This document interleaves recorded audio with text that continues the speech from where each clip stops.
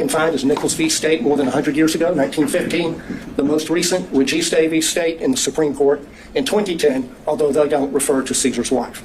That requirement is also embedded in the prosecutor's statutory oath, 15-18-2, which requires impartially and without fear or favor discharge my duties as district attorney and take only my lawful compensation, so help me God.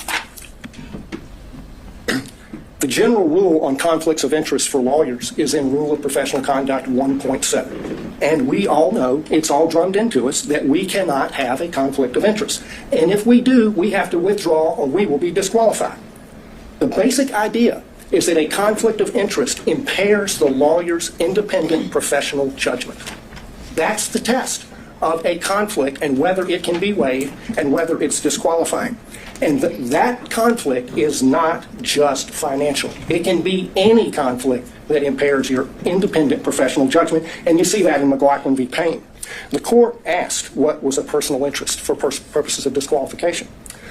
It's anything that impairs professional judgment. That's reflected in the ABA standards that were quoted by Mr. Merchant, which list the prosecutor's personal, political, financial, professional, business, property, or other interests or relationships. And that's really embedded in the prosecutor's oath to act impartially.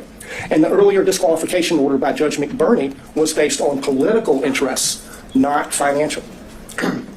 What my colleagues have described as forensic misconduct is also cognizable as a conflict of interest based on that footnote in Williams' case.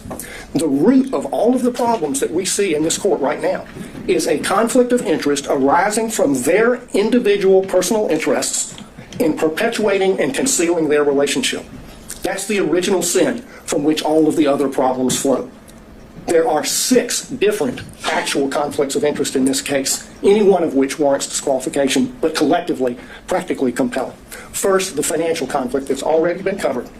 Second, the personal ambition, political ambition.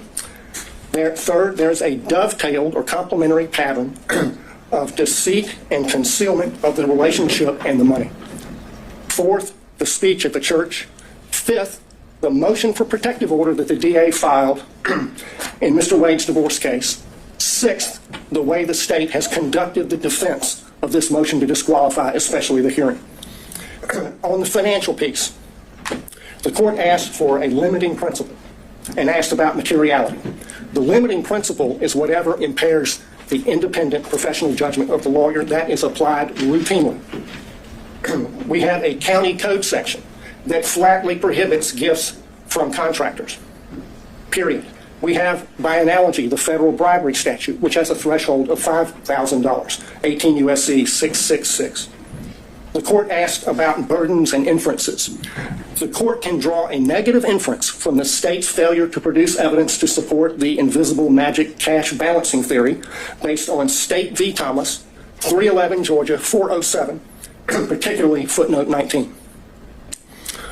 As to the timing question that the court asked about, there were 2 contracts for Mr. Wade executed after they acknowledged the relationship began, each one of them afflicted or conflicted under county and common law. The second conflict is her political ambition, for which he was previously chastised by Judge McBurney, and that's also present in this book. The inside flap of this book says that they were given, quote, exclusive access to thousands of secret documents, emails, text messages, and audio recordings. The court has twice denied defense motions to unseal special purpose grand jury materials. She helped herself to get the glory of this book.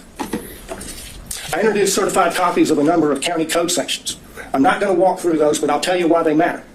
The stack of law from the state constitution down to the county ordinances imposes a regime on the DA under which she has 3 obligations.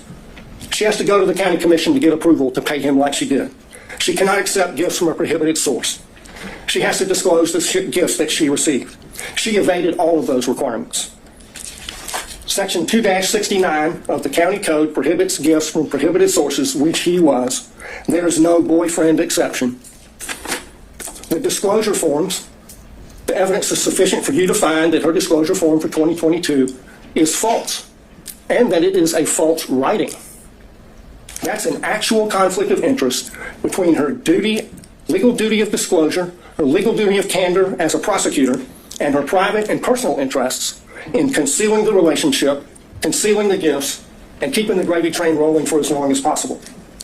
His part in the pattern of concealment is a story you see in many divorce cases. The husband is hiding things from his wife. How much money he's making, the other woman, and what he's spending on the other woman. And he got on that stand, lied in his interrogatories, and he got on the stand and he lied about lying in the interrogatories. And the lawyers for the DA's office, they just sat there and let him do it. They did nothing to correct obviously perjured testimony. In and of itself, that warrants disqualification of every one of them. The reason they lied and covered it up was to avoid the trouble they're in right now. That served their personal interests to the detriment of their public duties as prosecutors. The speech at the church. I want to focus on why she did that. Mr. Gillen talked about that. She did it to deflect attention from her own misconduct and that of Mr. Wade. She violated her public duty as a prosecutor to serve her personal interests and the personal interests of her boyfriend. That is a disqualifying conflict between her personal interest and her public duty that is actual, operational, and materialized, and it rests on undisputed facts. The next thing that she did that was a disqualifying conflict of interest was the emergency motion for protective order that she filed in the divorce. I filed a certified copy of that as Exhibit 37. She sought a protective order under the Apex Doctrine on the grounds that she's the DA. The whole filing is expressly predicated on her status as DA. In fact, she never lets you forget it. She says it 27 times in 12 pages. In that filing, speaking as DA, she said, the circumstances, quote, suggest that defendant Joycelyn Wade is using the legal process to harass and embarrass District Attorney Willis, and in doing so is obstructing and interfering with an ongoing criminal investigation. In the prayer for relief on page 11, she asked for 6 months to, quote, complete a review of the filings in the instant case, investigate and depose relevant witnesses with regard to the interference and obstruction this motion contends.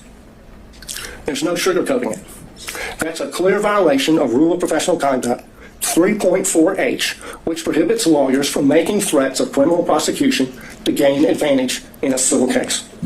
She abused her power, she abused her position to threaten her boyfriend's wife with criminal prosecution to gain advantage for herself and her boyfriend in her boyfriend's divorce. She violated her public duties not to make that kind of a threat in order to serve her private personal interests and those of Mr. Wade. Another actual operational conflict. The last category is the conduct of the defense of this hearing. There were a lot of objections made based on attorney-client privilege during Mr. Bradley's testimony. Most of those objections were made by the state. But the privilege being asserted does not belong to the state. It belongs to Mr. Wade. That shows that the DA's office is serving the personal interests of the DA and Mr. Wade in carrying out further concealment and cover-up of their relationship, and not the cause of justice they are sworn to serve. That is a conflict of interest. It's a continuation of the wrongful pattern of concealment and cover-up that they've engaged in since the beginning. But now they've enlisted the entire office in the enterprise. In the written response to the motion to disqualify, they said this, and I quote, "To be absolutely clear, there is no evidence that D.A. Willis derived any financial benefit from Mr. Wade." That's on page 15. Flat out false. 10 lawyers in this case put their name on that, starting with the DA. So throw another log on the bonfire of conflicts of interest. The problem here is the DA cannot distinguish between her personal interests and ambitions on the one hand, and her public duties as a prosecutor on the other, and apparently neither can anyone else in their office. Of the 6 conflicts I've identified, only one is subject to a conflict in the evidence. This is a case study in what happens when you operate under a conflict of interest. It's put an irreparable stain on the case. Think of the message that would be sent if they were not disqualified.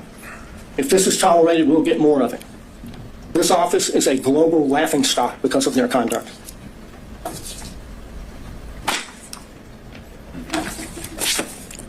They should be disqualified and the case should be dismissed.